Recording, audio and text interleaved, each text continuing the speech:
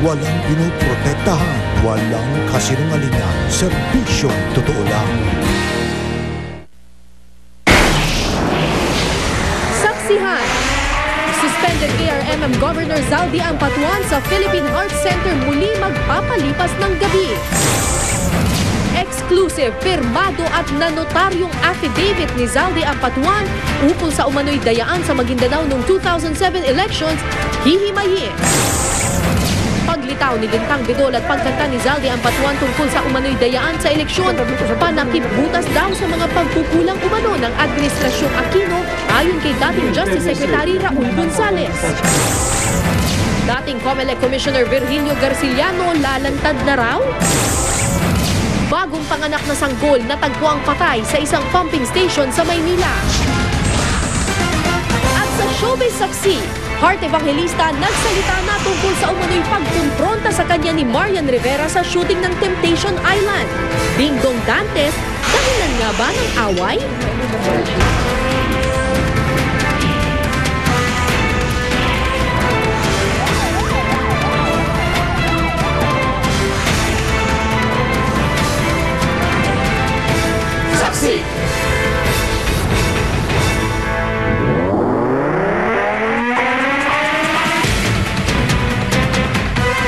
Hanggang alas 12 pa ng tanghali bukas, mananatili sa Philippine Heart Center si suspended Armed Governor Zaldi Ampatuan. Balak namang pumunta ng mga kaanak ng mga biktima ng Maguindanao Massacre sa ospital para tiyaking masusunod ang ipinalabas na utos ng korte.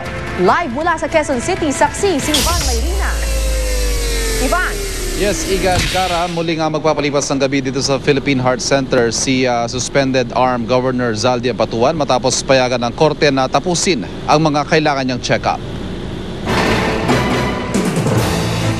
Mahigit 24 oras matapos dalhin dito sa Philippine Heart Center si suspended ARMM Governor Zaldi Ampatuan.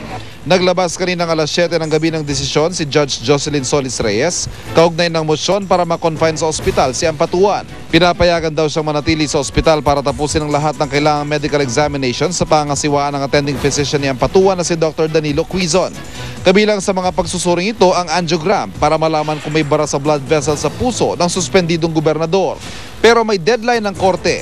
Kailangan daw matapos lahat ng pagsusuri bago mag-alas 12 ng tanghali bukas. Kasunod ito ang utos ng agarang pagbabalik kay Ampatuan sa Quezon City Jail Annex sa Camp Bagong Diwa pagkatapos ng mga eksaminasyon. Kami nagpapasalamat sa desisyon ni Judge na pinagbigyan na pagpatuloy ang pagtingin kay Governor Zaldi.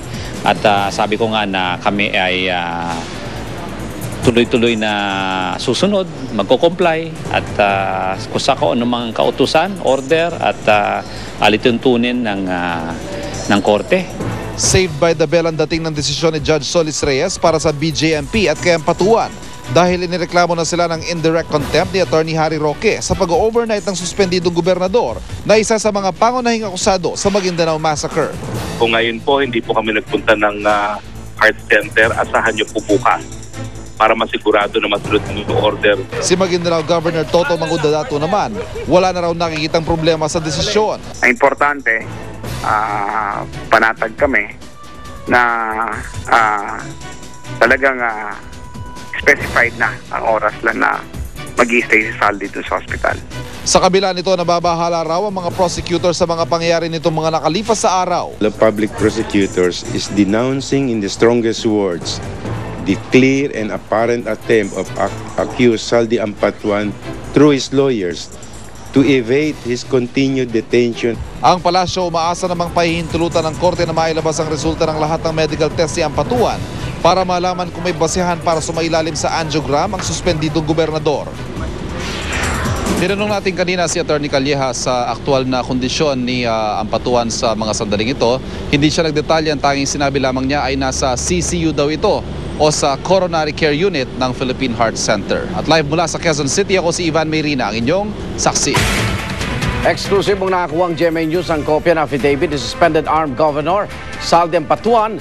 Nakasaad dito na inutusan daw ni Nooy First Gentleman Mike Arroyo si Andal Ampatuan Sr. na i-zero ang mga boto ng ilang kandidato ng oposisyon at idagdag daw kay Senador Juan Miguel Zubiri May saksi exclusive si June Veneracion.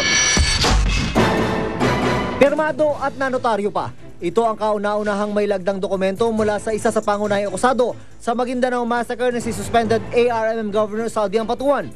Nakadetalye rito ang mga nalalaman niya sa pandarayang ginawa umano ni dating Pangulong Gloria Arroyo noong 2007 elections. Our intention is to submit this to the COMELEC insofar as the election offenses are concerned, and submit it to DOJ insofar as the criminal aspect of this is concerned. Ang affidavit ni Saldi Ampatuan ay pinirmahan at nanotaryo kahapon. Kahapon din nangyari ang kontrobersyal na pagdadala sa kanya mula sa kanyang kulungan sa Camp Bagong Diwa papunta sa Philippine Heart Center. Pero sabi ng DILG, hindi yun kapalit ng pagpirma ni Saldi Ampatuan sa kanyang affidavit. Sa naturang affidavit ni Saldi Ampatuan, ikinuwento niya na noong 2007, habang magkasama sila ng kanyang amang si Dato Andal Ampatuan Sr., ay tinawagan ito ni Noy First Gentleman Mike Arroyo para makipagkita. Pagbalik sa pulong, sinabi raw ni Andal Sr. na binigyan siya ni Atty. Arroyo ng 3 milyon kapalit daw ng pagmanipula sa eleksyon sa ARMM. Ang partikular daw na utos si Atty. Arroyo, i-0 ang boto para kay ngayoy Pangulong Noynoy Aquino, gayon din kina Senador Ping Lacson at Alan Peter Cayetano. Habang kinakanvas naman ang boto ng Maguindanao noong 2007, pinadala raw ni dating Pangulong Gloria Arroyo sa Maguindanao ang isang Bong Serrano para magdala di umano ng dagdag budget at makadokumentong ipapalit sa aktual na election documents sa Maguindanao. Sabi ni Saldi Ampatuan, ang mga boto para kina Aquino, Lacson at Cayetano ay dinagdag sa mga boto ni Juan Miguel Zubiri na siyang nakakuha ng pinakamaraming boto sa Maguindanao. Resultang alinsunod daw sa utos ng nooy First Gentleman sa kanyang ama. Sa ngayon ay wala pa ring pahayag si Senador Zubiri sa laman ng affidavit. Pero sa mga nauna niyang pahayag, pinabulaanan niyang may kinalaman siya sa anumang dayaanong 2007 elections. Hindi direktang narinig ni Saldi Ampatuan ang mga pinag-usapan ng ama at ni dating First Gentleman Mike Arroyo. Pero ayon kay DILG Secretary Jesse Robredo, di raw nalalayo ang salaysay ni Ampatuan sa affidavit ni dating Maguindanao Election Supervisor Lintang Bidol at atubang dating tauhan ng COMELEC. Pag isa yung nagsabing ganyan, baka hearsay. May isa pang nagsabing ganun din. Hindi ibig sabihin corroborating na. Hindi na siya hearsay lang. Isinalang na sa magtatanong ang tatlo at may bago ng supplemental joint affidavit. Dito, sinabi nilang peke ang mga balotang ibinigay sa kanilang lugar dahil ang watermark sa tunay na balota ay bilog, samantalang ang mga peke ay tuwid at mapusyaw ang watermark. Bilang mga election officer, alam daw nila ang peke sa tunay.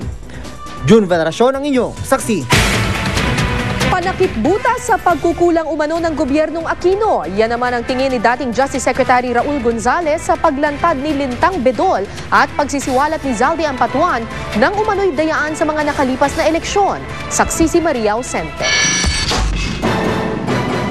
Habang umiinit ang mga alegasyong dinaya umano niya ang 2004 presidential elections, namataan ng GMA News si dating Pangulo at ngayon Pampanga Representative Gloria Arroyo kasamang ilang piling kaibigan sa isang restaurant sa Malate, Maynila.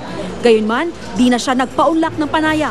Ayon sa kanyang tagapagsilitang si Mighty Defensor, no comment pa rin daw muna ang dating Pangulo sa naging pahayag ni Justice Secretary Laila De Lima na di raw ligtas sa asunto si Ginang Arroyo sakaling mapatunayang nagka-hokus-pokus noong 2004 elections. Pero ang dating kalihim ng DOJ na si Attorney Raul Gonzales, matayog ang paniniwalang lehitimo ang pagkapanalo ni Arroyo. Kung kayo po yung tatanungin, sino po yung nanalo ng 2004? Si Gloria. She really won. Ipinagtaka pa ni Gonzales kung bakit ang paglitaw ni dating election supervisor Lintang Bidol at ang pag-atake ni Saldi Ampatuan sa kampo ni Arroyo ay nataon daw ngayong papalapit na ang State of the Nation address ni Pangulong Aquino. The baton is being held in Malacanang. Ang maestro sa Malacanang yan.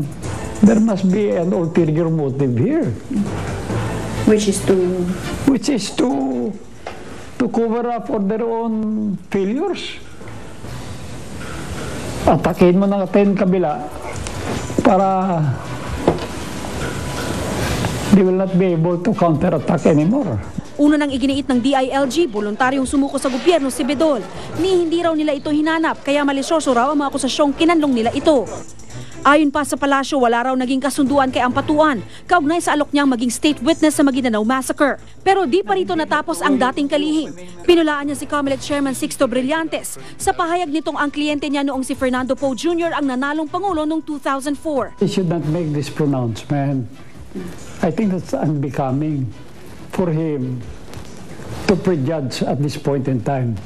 He is COMELEC. They might be the one to handle the investigation. Una nang sinabi ni Brillantes na handa siyang mag-inhibit oras na buksan ang investigasyon sa di umunay dayaan sa mga nakaraang eleksyon. Sa kabila naman ng mga ibinulgar niya, pinasasampahan ng ombudsman ng reklamong katiwalian si Bidol, kaugnay ng mga di umano'y irregularidad noong 2007 elections. Ako si Maria Ausente, ang inyong saksi. Kasunod ang paglutang ni Atty. Lintang Bidol, nagparamdam na rin daw si dating Comelec Commissioner Virgilio Garciliano. Nalalantad na. Darito ang report. Kasunod ng paglutang ni dating Maguindanao Election Supervisor Lintang Bidol para magsiwalat ng umano'y dayaan noong 2004 elections. Inamin ngayon ng palasyo na may tila nagpaparamdam daw na lilitaw naman si dating Election Commissioner Virgilio Garciliano. Ang pagpapahiwatig na yan, idiniretso raw ni Garciliano kay Secretary Ronald Llamas, political advisor ni Pangulong Aquino. May mga feelers to talk, pero feelers are feelers, no? Mahirap sabihin, katulad na lumabas kanina, na Garci will tell all. Dahil hindi mo pa nga alam kung yung feelers na yun are legitimate at lalong-lalo na hindi mo alam kung ano pa yung sasabihin niya. Pero maingat ang palasyo ng palakihin nito, lalo't hindi naman daw tiyak kung galing nga kay Garciliano ang umano'y feelers na natanggap. Hindi naman daw kasi mismo ang dating commissioner ang kanya nakausap. Pero sakaling totoo ang lulutang, malaking tulong daw si Garciliano ayon kay Justice Secretary Laila De Lima. I don't know kung siya nga ang missing link, pero ang si Garciliano ay alam natin na marami rin siguro siyang pwedeng i-share sa atin kung sakasakaling lumutang din siya. Pinaniniwala ang si Garciliano ang kausap na Garci ng isang kaboses ni dating Pangulong Gloria Arroyo sa Hello Garci controversy. Bagamat hindi inamin sila nasa recording, humingi ng tawad si Arroyo sa pagtawag sa isang election official sa panahon ng canvassing. I am sorry. Sa panayam ng GMA News kay Garciliano sa kanyang tahanan sa Bukidnon noong 2005, itinanggi niyang may nalalaman siya ukol sa sinasabing dayaan. Pero sakaling bagpa siya nga si Garciliano na magsalita na, may paalala ang palasyo. May sasabihin ba siyang bago? No? Tapos kung meron siyang sasabihin, ay kailangan pag-aralan. Ito ay pwede bang gamitin sa isang korte? Ito ba ay galing lamang sa kanyang maruming konsensya? Ito ba ay meron bang ibang nagtutulak? Pero inuulit ko, feelers are feelers. Para sa saksi, James Velasquez, Sagula.